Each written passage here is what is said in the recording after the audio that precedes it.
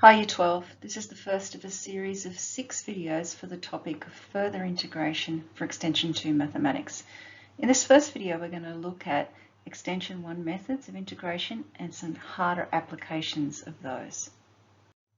This is what I'm going to cover: trigonometric integrals, composite functions, substitutions, inverse trig functions, and completing the square. So let's start with a question that's hopefully second nature to you. The integral of sine squared x dx. I'm going to use this identity. Cos 2x is equal to cos squared x, take away sine squared x. And in particular, this version of it, 1 minus 2 sine squared x. Making sine squared x the subject, I get 1 take away cos 2x all over 2. Now this is much easier to integrate than that. And so we are going to make that substitution. Instead of sine squared x, we're going to write 1 take away cos 2x on 2. All right, which is going to give us, I'm going to take that half out the front, and then integrating 1 gives us x, take away. This is going to be sine 2x divided by 2 because it's a chain rule, and then I've got to add on my constant at the end.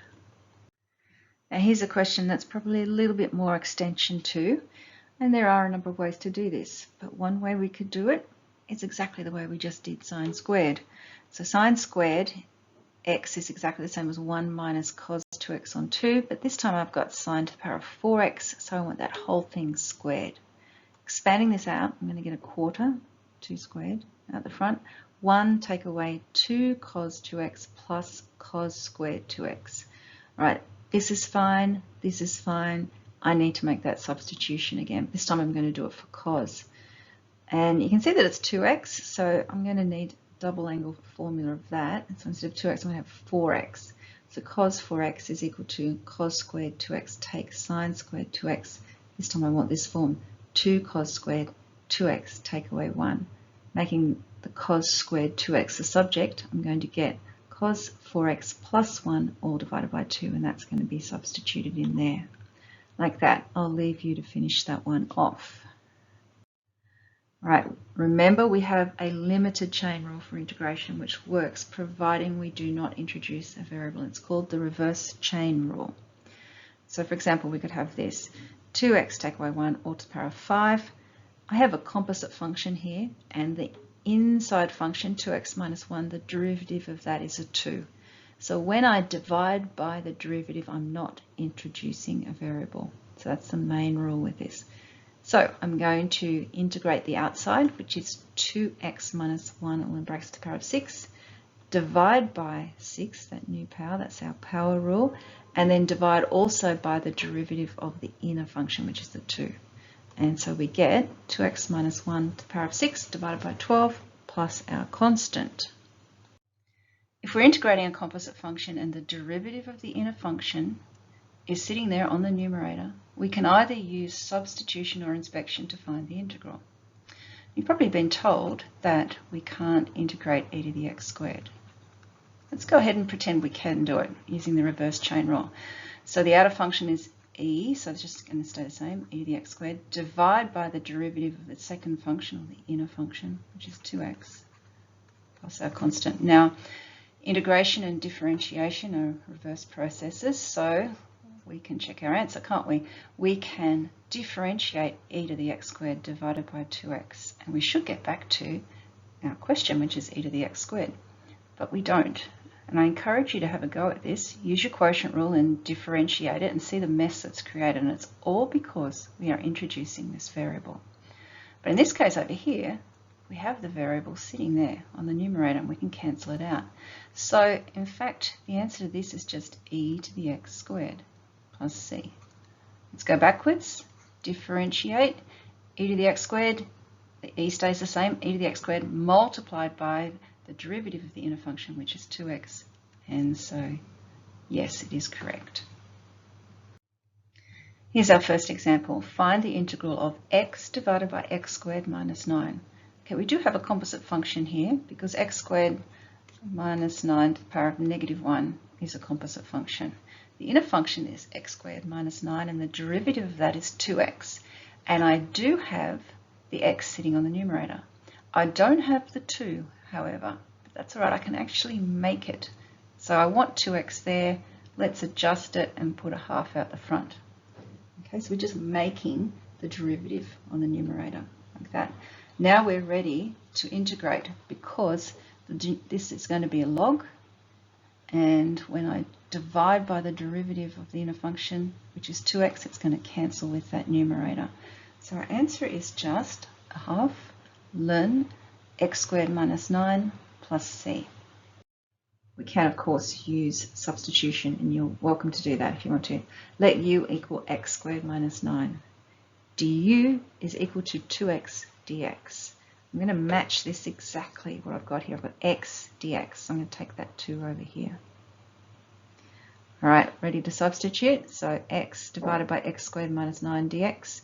Instead of that, I've got u. Instead of x dx, I have got du on 2. Okay, that is ln u. Substitute back, and same answer as before. So it's up to you, whichever way you want to do it. Which leads us quite nicely into this one, integral of sine to the power of 5x dx. Now we've already looked at the integral of sine squared x and sine to the power of 4x, but an odd power is slightly different. This is the method we're going to use. We're going to strip off one of those sine x's like this. Now I happen to know that sine squared x is 1 minus cos squared x, so I'm going to make that substitution. Now expanding this out, 1 take away 2 cos squared x plus cos to the power of 4x, and splitting it up, I get this. Now have a look at that for a second. That part's easy. These two are both composite functions where the derivative of the inner function is sitting there on the numerator. So here we've got cos x all squared, so the inner function is cos x, and here we've got cos x to the power of 4. Inner function is cos x. The derivative in both of these cases is negative sign, and it's sitting there. So with some adjustments for negatives, it's actually become quite a manageable question. I'll leave you to finish it off. Here's a past exam question. Use the substitution u equals x minus 3 to evaluate this. All right, it's subtly different. It's still a composite function, square root of x minus 3, but the derivative of that inner function is 1, and that's not going to help us here. But they've given us a substitution, so let's have a look what happens. U is equal to x minus 3. In this case, du is equal to dx. And we've got limits. We're going to need to change those as well. So when x is equal to 3, which is here, u will equal 0. When x is equal to 4, u is going to equal 1. Right, we're ready to substitute. So instead of the 3, I'm going to put a 0. Instead of the 4, I'm going to put a 1. This x is going to be, take the 3 over the other side, u plus 3. And then this square root will be the square root of u. Now you can see I've taken a problem here with this square root, and now I'm going to be able just to turn this into index form like this. It's going to be an ugly question though. Look at that. Yuck. So we've got u to the power of 3 over 2 becomes 5 over 2 divided by 5 over 2 plus 3, u to the 3 halves over 3 halves, and here are our limits, 0 and 1. Substitute the 1 in, take away, substitute the 0 in. I'll tidy it all up. You can go a bit slower if you want to. I ended up with 2 2/5. Okay, moving on to trig substitutions. Now, if you get a square root and you don't have the derivative of this inner function sitting out the front here, it's probably going to be a trig substitution.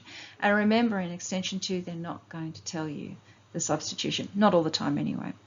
So in this case, we're going to make the substitution x equals 2 sine u, because if I put that in there, I'm going to get 4 take away 4 sine squared u, and factorizing the 4 out, I get 1 minus sine squared u, which is cos squared u. So I get rid of the 2 terms under the square root. Now it's subtly different. Normally we take this whole thing and we say let u equal this. Now I'm letting part of it be equal to u, if that makes sense. But the rest is the same. Dx is equal to 2 cos u du. And in this case, we have a definite integral, so we need to change these limits. When x is equal to 0, 0 here, 0 divided by 2 is 0. Sine 0 equals 0, so u is equal to 0. When x is equal to 2, put the 2 here. 2 divided 2 is 1. When is sine equal to 1? At pi on 2. All right, we're ready to do the substitution, and there it is. 0 becomes 0, 2 becomes pi on 2, x squared becomes 4 sine squared u, and dx becomes 2 cos u du. All right, taking the 4 out becomes 2, and I get 1 take away sine squared u, which is cos squared u, and the square root of that is cos u, which gives us 4 cos squared u. And this should look very familiar, shouldn't it? We're back to this. We need to make this substitution, and I'll let you finish that one off too. Okay, second last thing is inverse trig.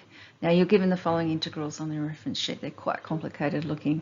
So we've got an integral of, we've got a square root on the bottom, we've got a squared take away some function squared, and we have the derivative sitting up here. Then that's going to be equal to inverse sine.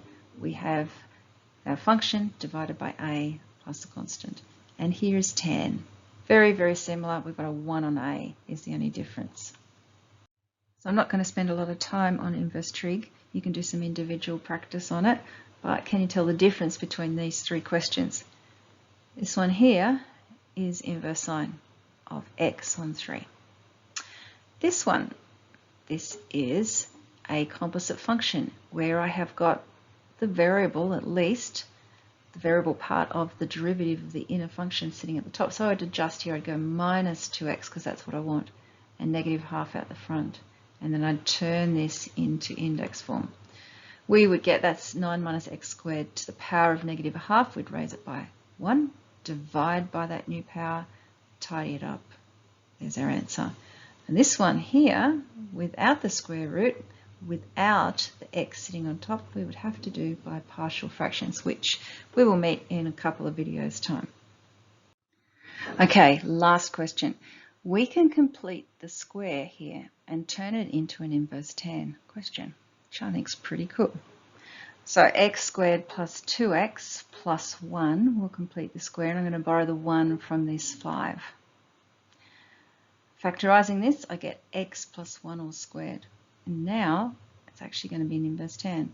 Have a look. I've got it back the front. That's 2 squared plus f of x squared. I have the derivative sitting at the top because the derivative is 1. And so just following the formula, we get half inverse tan of x plus 1 on 2 plus c. All right, that's it for this lesson. In our next lesson, we're going to look at t ratio substitutions.